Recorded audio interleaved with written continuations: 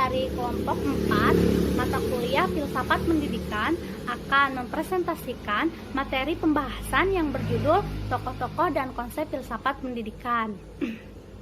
Adapun anggota dari kelompok 4 ini, yang pertama saya sendiri, Paulina Sri Fajar, BR Aritonang dengan NIM 11920700055. Yang selanjutnya ada Rahimul Wiki dengan NIM 11920700058. Yang selanjutnya ada Yuli dengan NIM 11920700079. Yang selanjutnya ada Silva Sofiatul Huda dengan NIM 11920700066. Yang selanjutnya ada Nafis Irfana Niam dengan NIM 11920700051. Nah, di sini saya akan menjelaskan bahwa dalam perkembangannya filsafat barat itu terbagi menjadi 4 periode. Nah, periode yang pertama yaitu periode filsafat Yunani, yang kedua periode filsafat abad pertengahan, yang ketiga periode filsafat modern, yang keempat periode filsafat kontemporer. Nah, di dalam periode-periode tersebut terdapat tokoh-tokoh penting. Nah, adapun yang akan kelompok kami jelaskan atau paparkan ya, ada Aristoteles dan Socrates yang merupakan tokoh penting di periode filsafat pertama, dan ada Thomas Aquinas yang berperan penting di periode abad pertengahan. Nah, yang selanjutnya saya akan memaparkan biografi tokoh penting di periode pertama. Nah, yang bernama Aristoteles. Nah, Aristoteles ini dilahirkan di kota Stagira pada tahun 384 SM. Nah, ayahnya sendiri seorang ahli fisika dan juga seorang ahli fisika ternama, dan juga seorang tabib pribadi Raja Aminitas III dari Makedonia. Nah, namun ayahnya ini meninggal saat Aristoteles berusia 15 tahun. Nah, setelah itu Aristoteles diasuh oleh pamannya yang bernama Proxenus. Nah, pada usia 18 tahun Aristoteles ini menjadi murid Plato selama 20 tahun di Athena. Nah, di bawah asuhan Plato ini, Aristoteles ini menanamkan minat dalam hal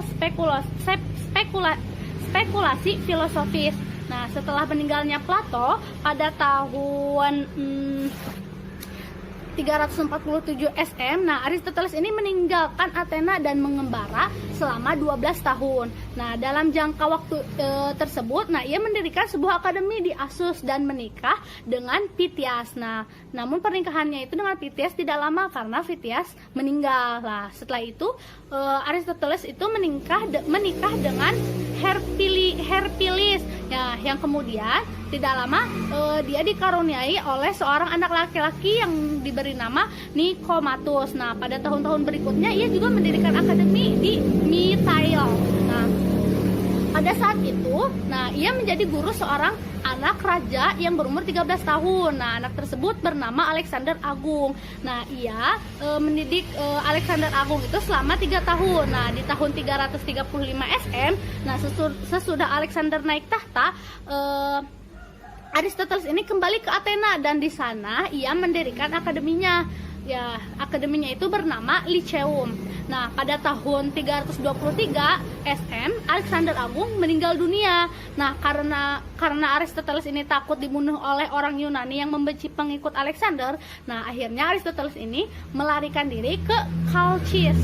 Nah, di 1 tahun setelah pelariannya ini, pada tahun 322 SM, pada usia 62 tahun ia meninggal dunia. Nah, di sini ternyata dalam pemikiran filsafat Aristoteles ini berkembang dalam 3 tahapannya. Tahapan yang pertama ini ketika ia masih belajar di Akademi Plato. Nah, kenapa berkembang? Karena gagasan-gagasan ini masih dekat dengan gurunya sendiri. Nah, yang kedua yaitu ketika ia mengungsi, dan yang ketiga yaitu ketika ia memimpin akademinya yaitu Lyceum. Nah, Aristoteles juga memiliki 6 karya tulisan. Nah, tulisan ini itu membahas masalah logika. Nah, si karya tersebut itu merupakan sebuah karya-karya yang paling penting karena di dalamnya itu terdapat kontribusi di bidang metafisika, fisika, etika, ilmu kedokteran dan ilmu alam. Oh iya, dan yang terakhir yaitu karya di ilmu karya seni ya. Nah, baik, hanya sekian yang dapat saya sampaikan. Pembahasan selanjutnya akan dibahas oleh Akang Rahimul Wiki. Perkenalkan, nama saya Rahimul Wiki dengan NIM 11920700058. Nah, pada bagian ini insyaallah saya akan menjelaskan tentang Socrates dan Thomas Aquinas. Nah, sebelumnya saudari Paulina telah menjelaskan tentang Aristoteles. Nah, kalau kita lihat ya dari garis keturunan seorang murid dan guru, Socrates merupakan guru dari Plato. Plato merupakan guru dari Aristoteles. Nah, pada pemikiran-pemikirannya mungkin Socrates akan mempengaruhi dari pemikiran Plato dan pemikiran dari Aristoteles. Secara biografis, Socrates ini lahir pada tahun 426 sebelum Masehi, yang merupakan Socrates, Plato, dan Aristoteles merupakan tiga ahli besar filsafat Yunani yang berkembang pada periode awal. Secara biografis keluarga dari Aristoteles ini, yaitu dia adalah seorang anak dari seorang ayah yang bekerja sebagai pemahat patung dan seorang ibu yang bekerja sebagai bidan. Dia mempunyai seorang istri dan mempunyai 3 orang anak. Kalau dari segi pemikiran Socrates, karena dia merupakan guru dari seorang Plato dan Aristoteles, nah dia ini tidak mempunyai karya-karya gitu. Walaupun dia tidak mempunyai karya tulisan, bukan berarti dia tidak mempunyai karya pemikiran gitu. Nah, karya pemikiran ini banyak tertuang di dalam buku dari muridnya yaitu Plato. Nah, kebanyakan buku yang diterbitkan oleh Plato ini dia mencantumkan nama gurunya gitu, Socrates. Nah, kalau kita lihat ini ya, kita akan susah ini membedakan antara ini adalah pemikiran Socrates atau pemikiran Plato gitu.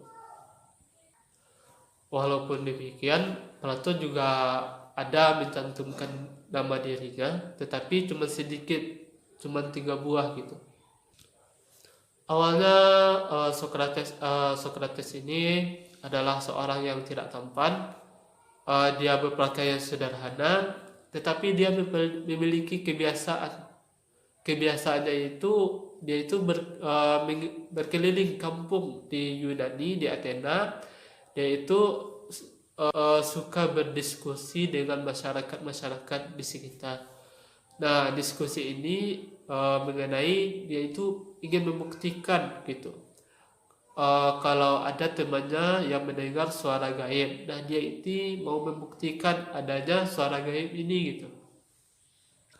Sedangkan dari filsafatnya sendiri, dia menggunakan metodologi bidan gitu, metodologi kebidanan, yang artinya seorang bidan kan membantu seorang bayi lahiran. Nah, dalam artian dia membantu pengetahuan lahir melalui diskusi yang mendalam. Nah, kalau kita lihat lagi dengan Thomas Aquinas, ini bukan berasal dari Yunani, tetapi berasal dari Italia. Thomas Aquinas juga bukan orang Yunani, tetapi juga orang Italia. Nah, Thomas Aquinas ini merupakan ahli filsafat pada abad pertengahan. Secara biografis, dia lahir pada tahun 1225 Masehi di daerah Italia Selatan. Dia merupakan keturunan bangsawan gitu, tetapi tidak pemuka dari kerajaan tersebut.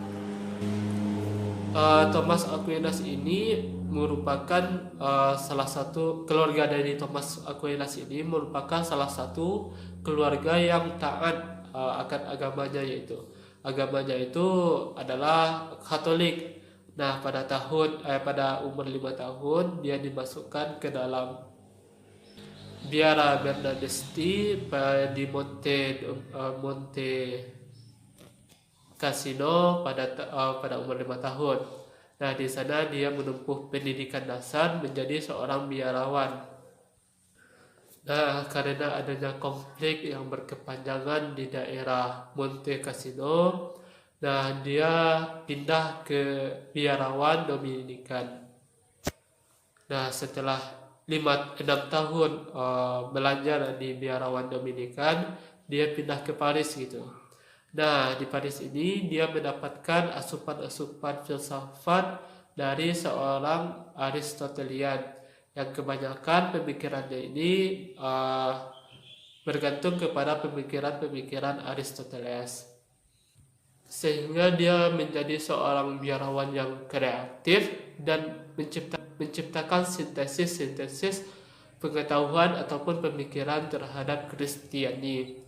Nah, kalau kita lihat, kalau Socrates merupakan tokoh besar dari guru Plato, dan Plato merupakan gurunya dari Aristoteles, sedangkan Thomas Aquinas ini adalah seorang Aristotelian, yang mana dia kebanyakan ya itu menerima asupan tentang filsafat-filsafat ataupun pemikiran-pemikiran dari Aristoteles. Walaupun sudah berbeda generasi ya, yang sebelumnya Aristoteles sebelum Masehi, nah sekarang ini Thomas Aquinas itu berada pada abad pertengahan. Mungkin sekian dari saya. Sebelumnya, perkenalkan, nama saya Yuli. Saya akan melanjutkan penjelasan yang telah disampaikan oleh saudara Rahimul Wiki. Di sini saya akan menjelaskan mengenai pengertian pendidikan dan pengertian filsafat pendidikan. Kita ketahui, pendidikan merupakan suatu hasil dan proses. Dalam artian yang luas, pendidikan menunjuk pada suatu tindakan atau pengalaman yang mempunyai pengaruh hubungannya dengan pertumbuhan dan perkembangan pikiran, watak, ataupun kemampuan fisik seseorang. Pendidikan terjadi di dalam masyarakat melalui lembaga-lembaga pendidikan. Contohnya seperti sekolah, perguruan tinggi, dan lembaga-lembaga lainnya yang ada di dalam masyarakat.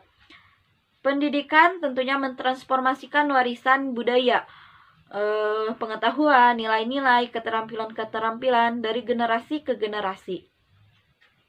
Dalam artian pendidikan merupakan suatu hasil atau diperoleh melalui belajar, baik berupa pengetahuan, nilai-nilai, maupun keterampilan-keterampilan. Sebagai suatu proses, pendidikan juga melibatkan belajar yang artian mendidik seseorang atau mendidik diri sendiri. Saya mengutip pengertian pendidikan dari Ki Hajar Dewantara. Menurut beliau, pendidikan merupakan suatu tuntunan di dalam hidup tumbuhnya anak-anak, yaitu menuntun segala kekuatan kodrat yang ada pada anak-anak itu agar mereka sebagai manusia dan anggota masyarakat dapat mencapai keselamatan dan kebahagiaan yang setinggi-tingginya. Kemudian pengertian filsafat pendidikan. Banyak definisi yang dikemukakan oleh para ahli mengenai filsafat pendidikan, namun saya di sini mengutip salah satu ahli, yaitu menurut Randall Curran. Beliau mengatakan bahwa filsafat pendidikan adalah penerapan serangkaian keyakinan-keyakinan filsafati dalam praktik pendidikan. Kemudian ada salah satu ahli lagi, menurut Kenneler. Beliau berpendapat bahwa filsafat dalam artian yang formal berusaha untuk memahami kenyataan sebagai suatu keseluruhan dengan menjelaskannya sedemikian rupa secara umum dan sistematis. Pernyataan Kenneler ini sejalan dengan pendapat tafsir yang mengatakan bahwa objek yang diteliti filsafat ialah objek yang abstrak. Paradigma yang mendasari penelitian ialah paradigma rasional. Metode penelitiannya disebut dengan metode rasional. Demikian halnya filsafat pendidikan yang berusaha untuk memahami pendidikan secara lebih mendalam, menafsirkannya dengan menggunakan konsep-konsep umum yang dapat menunjukkan arah bagi tujuan-tujuan dan kebijakan pendidikan. Perkenalkan, nama saya Silpa Sofiatul Huda dengan NIM 119207066. Di sini saya akan melanjutkan materi yang telah disampaikan oleh Saudari Yuli, yaitu hubungan filsafat dan pendidikan filsafat. Mempunyai hubungan yang erat dengan pendidikan, baik pendidikan dalam arti teoritis maupun praktik. Setiap teori pendidikan selalu didasari oleh suatu sistem filsafat tertentu yang menjadi landasannya. Demikian pula, semua praktik pendidikan yang diupayakan dengan sungguh-sungguh sebenarnya dilandasi oleh suatu pemikiran filsafati yang menjadi ideologi pendorongnya. Pemikiran filsafati tersebut berusaha untuk diwujudkan dalam praktik pendidikan. Pernyataan tersebut sejalan dengan pendapat Barnardip tahun 1994 bahwa filsafat pendidikan pada dasarnya merupakan penerapan suatu analisis filosofis terhadap lapangan pendidikan. Menurut Dewey via Barnardip tahun 1994, seorang filsuf Amerika yang sangat terkemuka mengatakan bahwa filsafat merupakan teori umum dari pendidikan, landasan dari semua pemikiran mengenai pendidikan.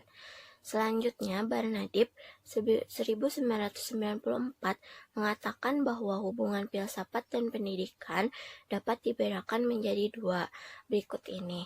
Yang pertama yaitu hubungan keharusan.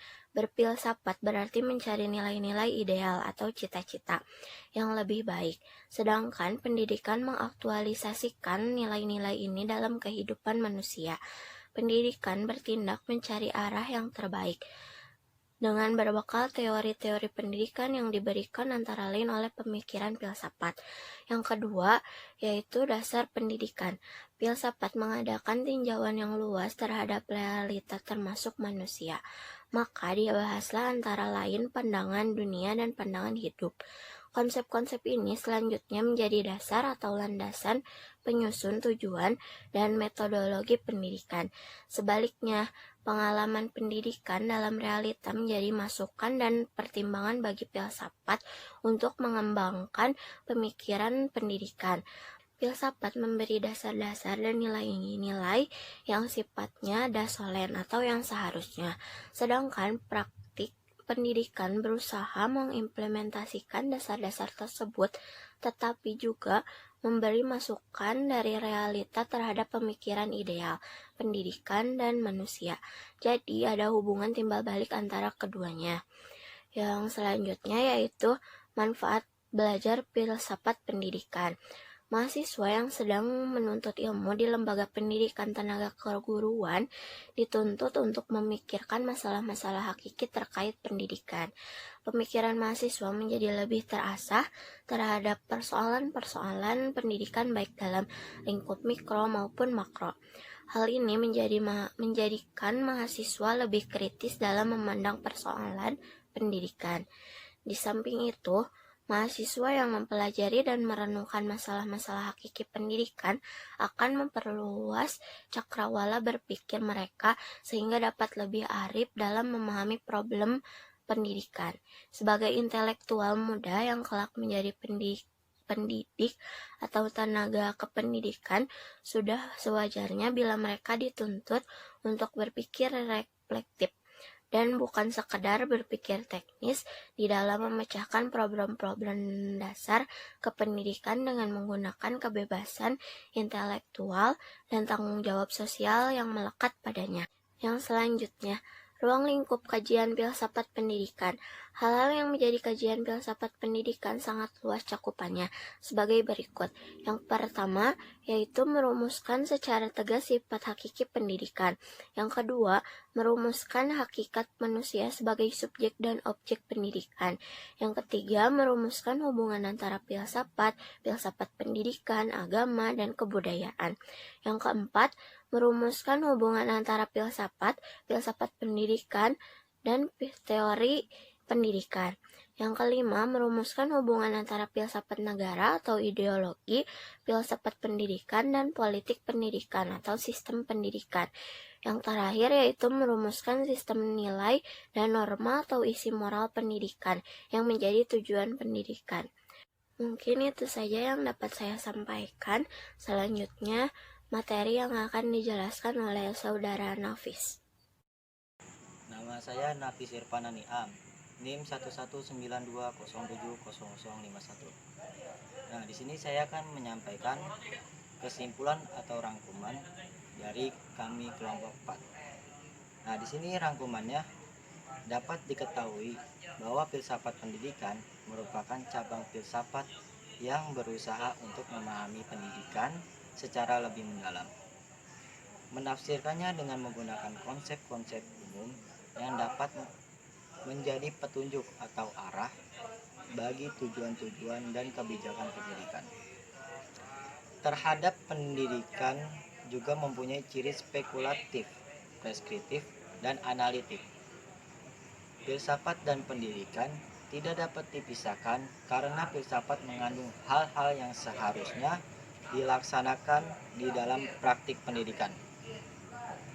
Demikian pula praktik pendidikan dapat menjadi bahan pemikiran reflektif mengenai pendidikan. Manfaat belajar filsafat pendidikan lebih bersifat manfaat teoritis, bukan praktis atau teknis, yaitu agar para peserta didik atau mahasiswa terbiasa untuk memahami persoalan hakiki pendidikan secara kritis, terbuka, dan reflektif.